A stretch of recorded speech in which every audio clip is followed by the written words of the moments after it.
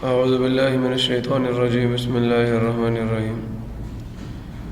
मेरे बच्चों अस्सलामु अलैकुम व रहमतुल्लाहि व बरकातुहू। रब्बि इश्रह ली सदरी व यस्सिर ली अमरी वहलुल उक़दतम मिन लिसानी यफ़क़हू क़ौली। Rabbi ज़िदनी इल्मा rabbi ज़िदनी इल्मा rabbi ज़िदनी इल्मा।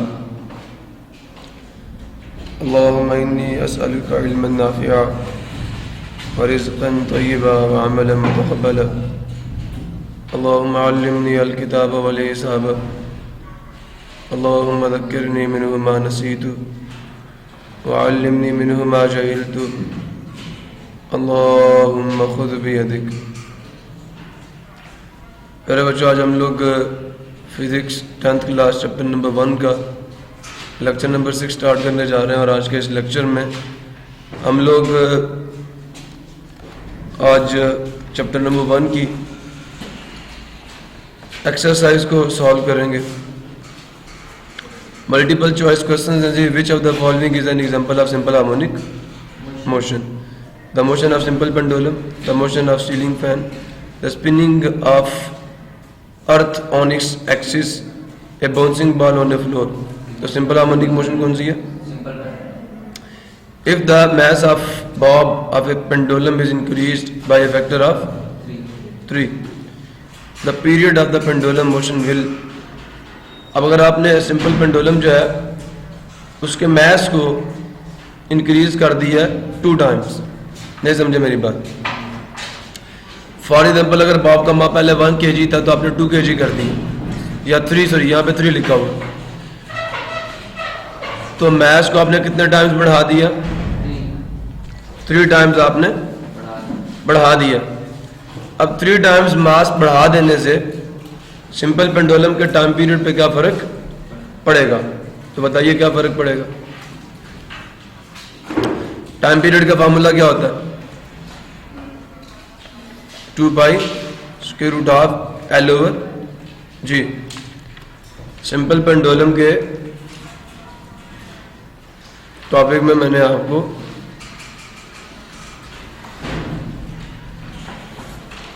ये उसका टाइम पीरियड था। समझ आया नहीं है? तो क्या इस फार्मूले में मैस मौजूद है? बिकॉज अब यहां लिखना है because the formula of simple pendulum, because the formula for the time period of simple pendulum is this, and this formula shows that the time period of the simple pendulum depends upon the length of the simple pendulum and the gravitational acceleration g। जो simple pendulum का time period है, जो simple pendulum का time period है वो मास पे depend ही नहीं करता। It does not depends upon the mass of the simple pendulum. आप सिंपल पेंडुलम का मास 3 टाइम्स का 4 टाइम्स भी बढ़ा देते, जो टाइम पीरियड है वो चेंज नहीं होगा। तो the time period be increase by a factor of 2 remains same, be increase by factor of 2, sorry decreased, be decrease by factor of 4। The job क्या remains same because the time period of simple pendulum doesn't depend upon the length of the simple pendulum. मसला किसी को clear हो गया? उसके बाद which of the following devices can be used to produce both transverse and longitudinal waves. अब कौन सी device है जिसमें आप दोनों तरह के वेव्स प्रोड्यूस कर सकते हैं, लॉन्गिट्यूडिनल भी और ट्रांसवर्स भी? स्ट्रिंग में, रिपल टैंक में, हेलिकल स्प्रिंग जिसे स्लिंकी कहते हैं, या ट्यूनिंग फॉर्क। तो ये हेलिकल स्प्रिंग जो है जिसे आप स्लिंकी कहते हैं, इसको आप, इसमें आप ट्रांसवर्स वेव्स भी प्रोड्यूस कर सकते हैं और इसमें आप लॉन्गिट्यूडिनल या कंप्रेशनल वेव्स भी प्रोड्यूस कर सकते हैं। उसके बाद जी वेव्स ट्रांसफर क्या करती हैं? एनर्जी, फ्रीक्वेंसी, वेवलेंथ या वेलोसिटी। तो एनर्जी ट्रांसफर करती हैं। विच of the following is a method of energy transfer? कौन सा प्रोसेस इसमें एनर्जी ट्रांसफर हो रही है? कंडक्शन में तो बिल्कुल ट्रांसफर होती है, रेडिएशन में बिल्कुल ट्रांसफर होती है नहीं होती? वेव मोशन में होती है। ऑल ऑफ दीज इन तमाम में। इन ए वैक्यूम में all electromagnetic waves have same speed, frequency, amplitude, wavelength. उनकी स्पीड सेम होती है। वैक्यूम में तमाम इलेक्ट्रोमैग्नेटिक वेव्स की स्पीड क्या होती है? सेम होती है। क्लियर हो गया? A large ripple tank with a vibrator working at a frequency of 30 hertz, ठीक है, प्रोड्यूसेस 25 कंप्लीट वेव्स। कितनी वेव प्रोड्यूस करता है? 25 कंप्लीट वेव प्रोड्यूस करता है in a distance of 50 centimetre. इससे पहले लास्ट पे आपकी एक एग्जांपल है 10.3। A student perform an experiment with waves in water. The student measures the wavelength of a wave to be, कितनी है उसकी? 10 centimetre. By using a stopwatch and observing the oscillations of a floating ball, the student measures the frequency of 2 hertz. Frequency कितनी है? 2 hertz. 1 second में 2 waves बनती हैं।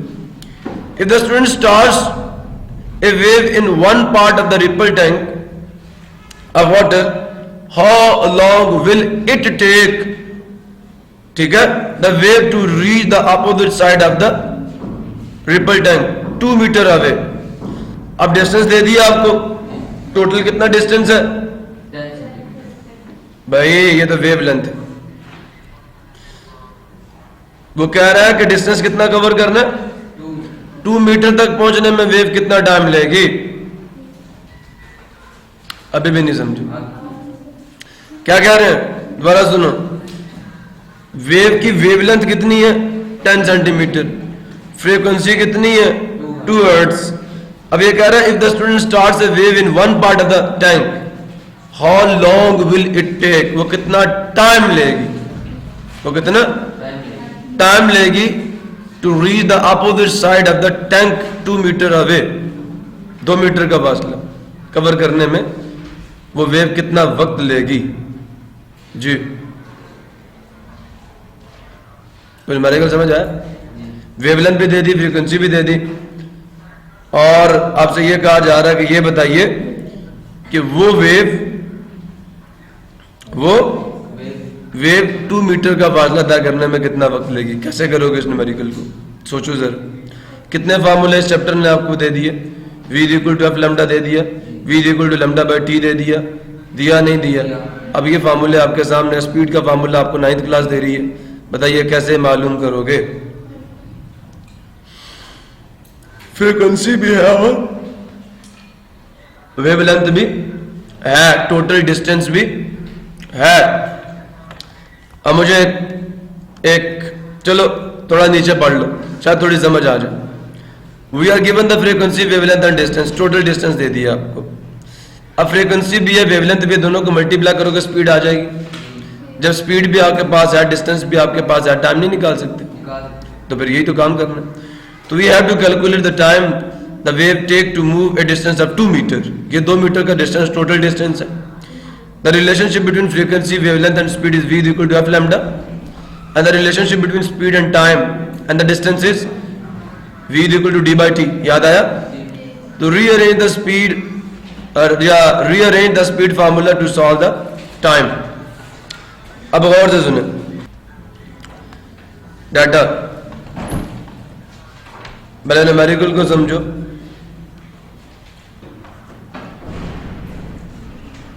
Ripple tank, total length कितनी?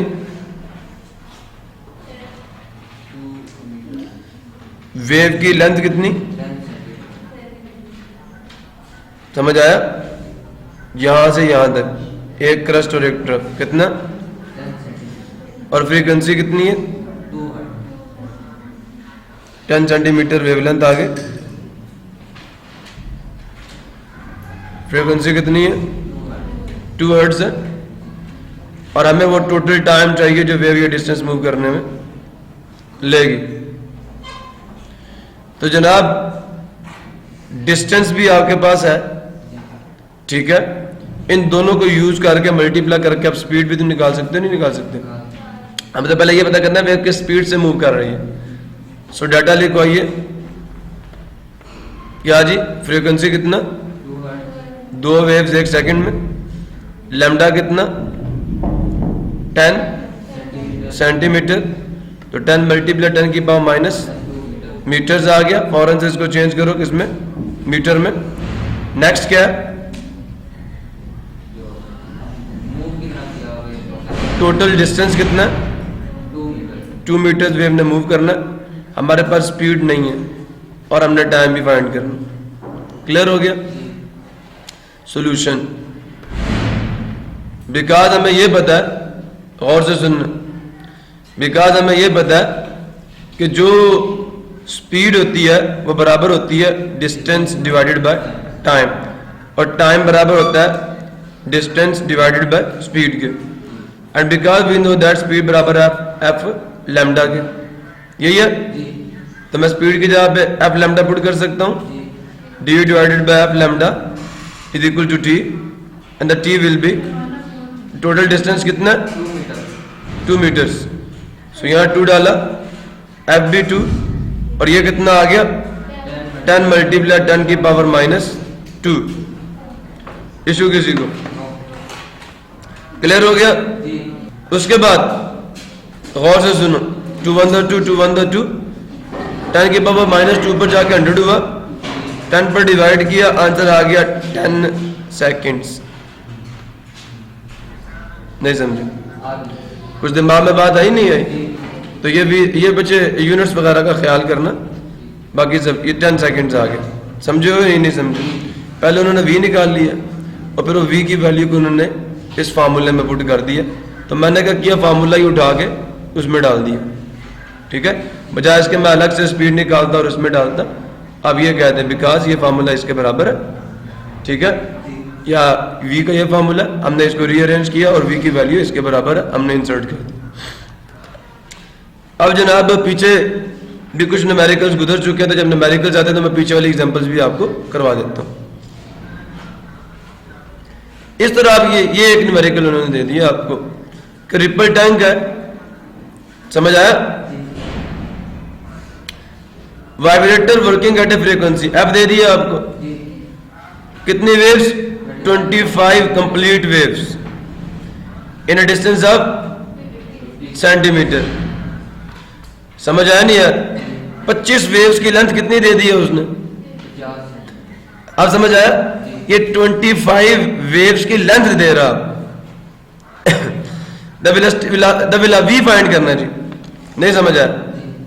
ले डाटा ले, कौन फ्रीक्वेंसी कितनी, 30 हर्ट्ज। समझ आया? 25 लैम्डा किसके बराबर है, 50 सेंटीमीटर के। क्लियर हो गया। अब आपको क्या फाइंड करना है, v। अब 1 लैम्डा किसके बराबर आ जाएगा, 50 divided by 25, 50 divided by is equal to 2 centimetre, और ये क्या आ जाएगा 2 times 10 raise to the power -2 metre, because the value of centi is 10 raise to the power -2। Clear है पुत्र? सॉल्यूशन क्या आ जाएगा, because v is equal to F lambda, F कितना 30, और बोलो लैम्डा कितना -2। क्लियर हो गया। 1 0 इधर से काट गया, या -1 रहा, 3 to the 6 0.6 मीटर पर सेकेंड। अब इसको सेंटी में चेंज कर दें तो पता नहीं, ये देखो उन्होंने किस में चेंज कर दिया, सेंटी में। लो अब सेंटीमीटर में क्या आएगा, 0.6 वैसे ही रहने देना, मल्टीप्लाई 10 की पावर 2 मल्टीप्लाई 10 की पावर -7 मीटर आया, बटे के नीचे क्या सेकंड, ये बन गया सेंटी। 100 से मल्टीप्लाई करोगे 6 को तो आ जाएगा 60 सेंटीमीटर पर सेकंड। ठीक है, डायरेक्ट इसकी वैल्यू सी डाल दी है इसकी जगह पे।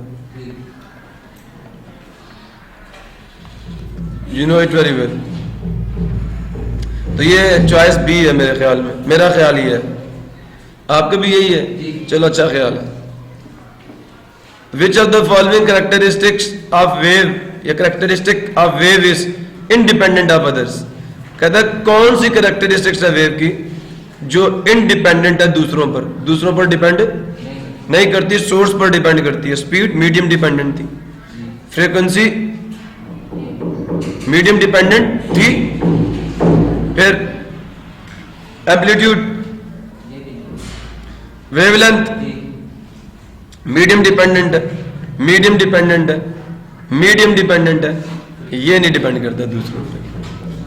The relation between v f and lambda v is equal to F lambda, ये f lambda is equal to v भी ठीक है। नहीं याद? Review question, what is simple harmonic motion. अब ये भी मैं दोबारा बताऊं, what are the necessary conditions for a body to execute simple harmonic motion. Conditions बताई थी मैंने, क्या कंडीशंस थी? इनर्शिया, इलास्टिक रिस्टोरिंग फोर्स होनी चाहिए सिस्टम में, फ्रिक्शन जीरो होनी चाहिए, याद आया नहीं है, और हौसला उबे होना चाहिए, और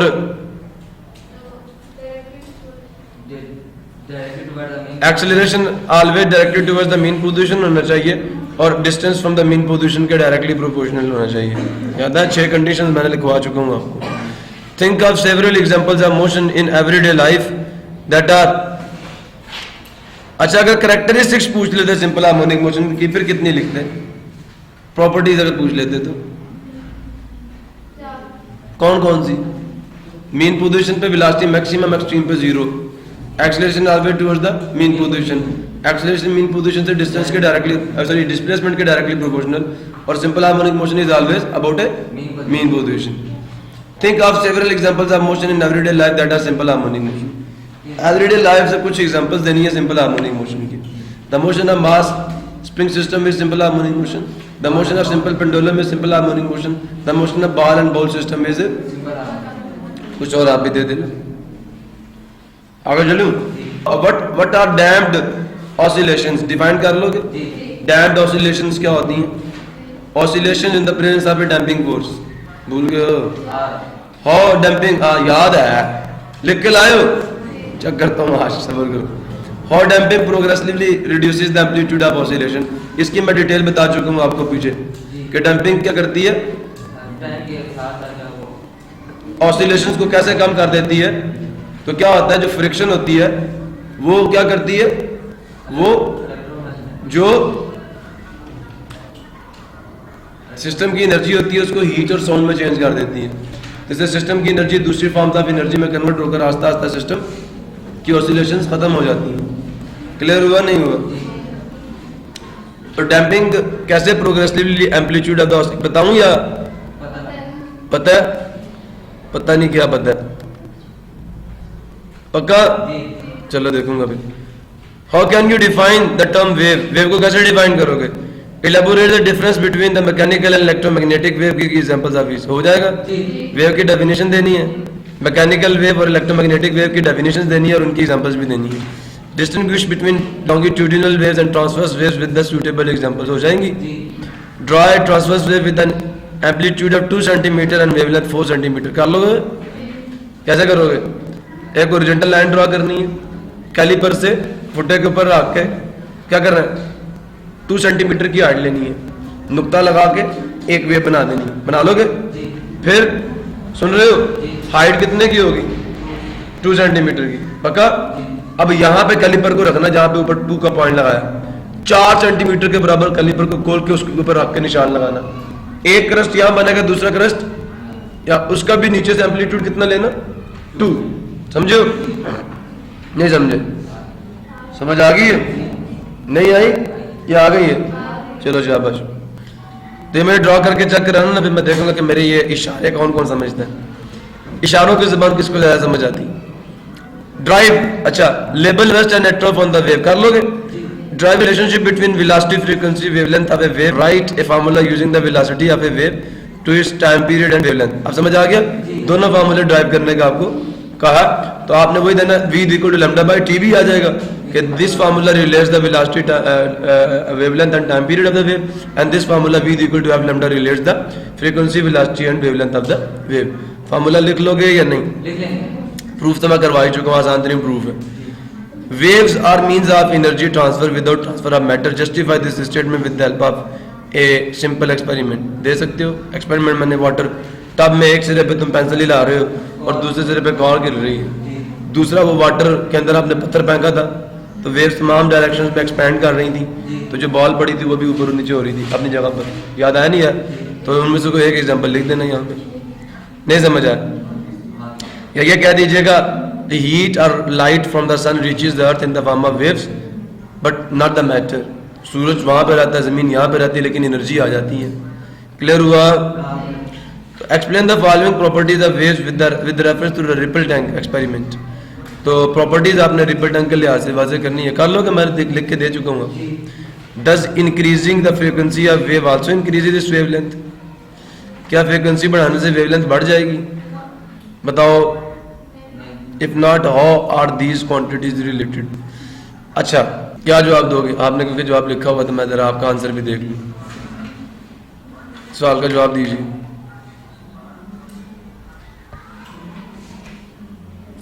चलो ये देखो, क्या सिंस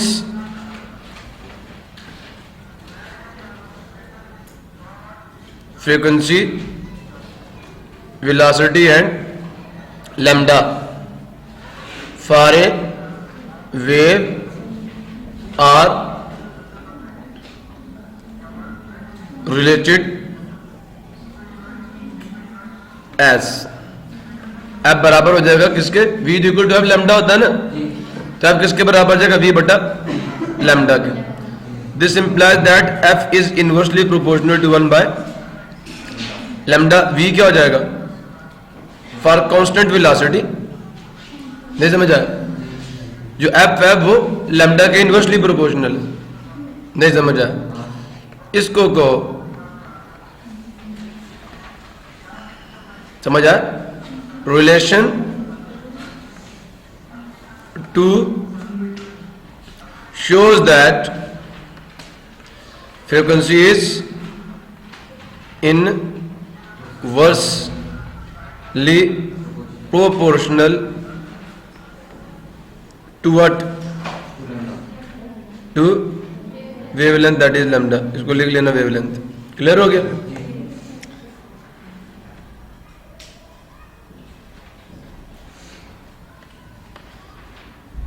Hence, ठीक है, और इसमें कांस्टेंट को होगा for constant velocity, velocity constant होगी। ठीक है, अब कहें हेंस, लिहाजा क्या कहा था? फ्रीक्वेंसी इंक्रीज करनी है डिक्रीज करनी है? Hence increasing the frequency of a wave क्या हो जाएगा? It's wavelength. ठीक है, समझ आया नहीं है? Hence increasing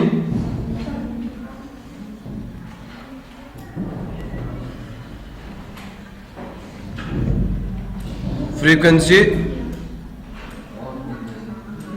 of a wave decreases CREA its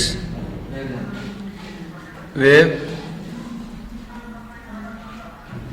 length। ठीक है, आपने रिलेटेड भी बता दिया, रिलेशन भी बता दिया, और आर दे रिलेटेड कहा ना उन्होंने? दो सवाल थे। इफ नॉट तो हमने कहा नहीं, how these quantities are related, वो रिलेशन भी मैंने लिख दिया कि formula 2 shows that F and lambda are inversely proportional to each other.